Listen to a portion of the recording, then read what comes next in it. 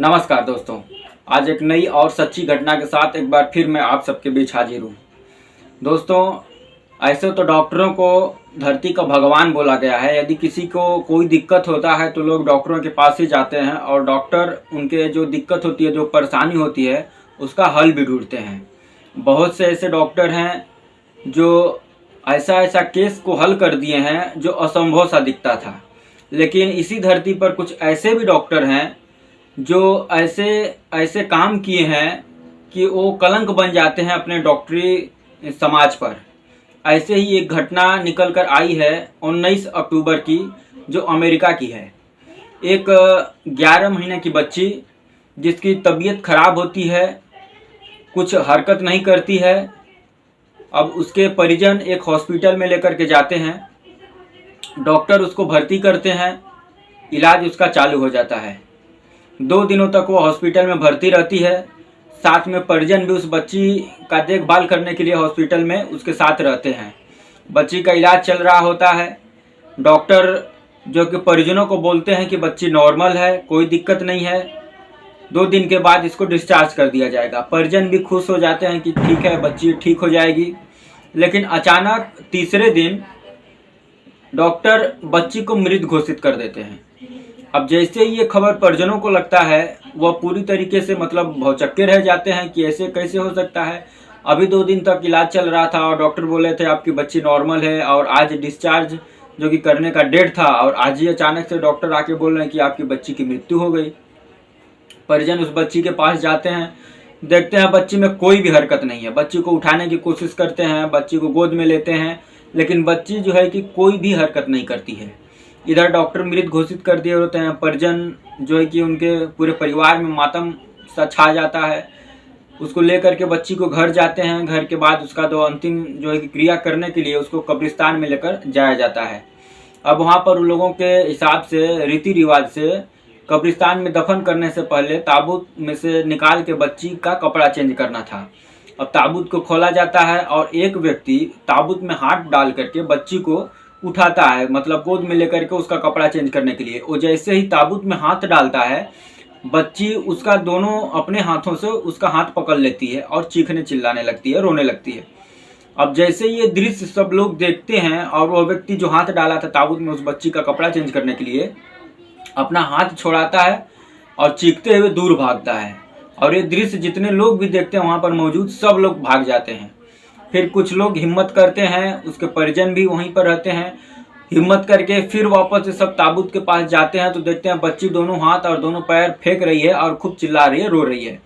वैसे तुरंत जो बच्ची का जो बाप रहता है वो तुरंत उसको गोद में उठाता है। गोद में उठा करके देखता है बच्ची स्वस्थ है, रो रही है, चिल्ला रही है, कोई दिक्कत नहीं है। तुरंत वहाँ से उसको लेकर के एक दूसरे हॉस्पिटल में जाया जाता है। डॉक्टरों के पूरी केस को समझाया जाता है। डॉक्टर तुरंत बच्ची को भर्ती करते हैं और उसका इलाज चालू हो जाता है, यानी बच्ची जिंदा हो जाती है, जिंदा रहती है।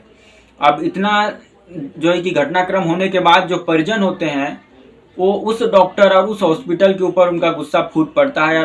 सभी लोग वहां पर जाकर उस डॉक्टर के खिलाफ धरना पर बैठ जाते हैं और उस डॉक्टर को जेल भेजने की मांग करने लगते हैं।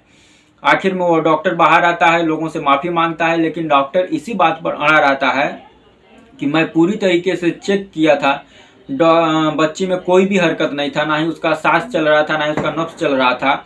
मैं खुद हैरान हूँ कि बच्ची वापस से जिंदा कैसे हो गई कब्रिस्तान में जाकर के। लेकिन परिजन डॉक्टर की एक भी बात जो है कि मानने और सुनने को तैयार ही नहीं थे। डॉक्टर बस एक ही जो है कि परिजन एक ही बात पर अड़े हुए थे कि इस डॉक्टर की जो कि जेल हो। ये मेरी बच्ची को, जिंदा बच्ची को मारने की कोशिश किया है। लेकिन डॉक्टर भी अपने बात पर अड़ा रहता है। हालांकि फिर डॉक्टर माफ़ी मांगता है, परिजनों का भी गुस्सा जो है कि शांत होता है, लोग मनाते हैं। वापस उस हॉस्पिटल में जाते हैं। बच्ची का 2 दिनों तक वहाँ भी इलाज चलता है और डॉक्टर जो हैं वहाँ के, वो बोलते हैं कि बच्ची क्रिटिकल है, बच्ची जो है कि रिस्पॉन्स कम कर रही है इलाज के प्रति। लास्ट में जाते जाते तीसरे दिन उस बच्ची का मृत्यु हो जाता है उस हॉस्पिटल में। अब परिजन जो कि एक हॉस्पिटल से ऐसी घटना को देख चुके थे, उनको विश्वास नहीं होता है। वह दूसरे डॉक्टर को बुला करके वापस से उस बच्ची को जब चेक कराते हैं तो जब दूसरे डॉक्टर आकर के भी बोलते हैं कि बच्ची की मृत्यु हो चुकी है, ना ही इसका नब्ज चल रहा है और ना ही सांसें चल रही है। तब लोगों को यकीन होता है कि इस बार जो है कि बच्ची सच में मर गई है। फिर उसको वहाँ से लेकर जाते हैं सब कब्रिस्तान में, उसको जो है कि अपना अंतिम जो क्रियाकलाप होता है वो सब किया जाता है। तो दोस्तों यही रही आज की सच्ची घटना कि कैसे एक बच्ची जो मात्र 11 महीना की थी, अमेरिका की ये घटना है, कैसे जो है कि मर करके वापस से जिंदा हो जाती है और उसके बाद फिर 2 दिन तक वो जिंदा रहती है और फिर मरती है, तो इस बार हकीकत में मर जाती है। अब यहाँ पर बात ये है कि क्या जो पहला डॉक्टर बच्ची को मृत घोषित किया था वो सच में मरी थी या डॉक्टर से कोई गलती हुआ था।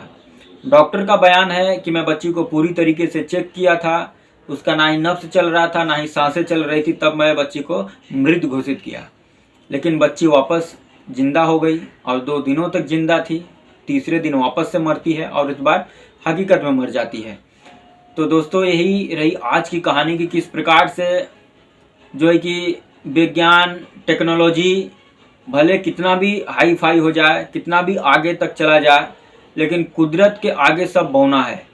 कुदरत जब अपना फैसला सुनाता है, कुदरत जब अपना करिश्मा दिखाता है, तो इंसानों द्वारा बनाया गया मशीन, इंसानों द्वारा बनाई गई हाई फाई टेक्नोलॉजी सब धरी की धरी रह जाती है उस कुदरत के करिश्मा के सामने।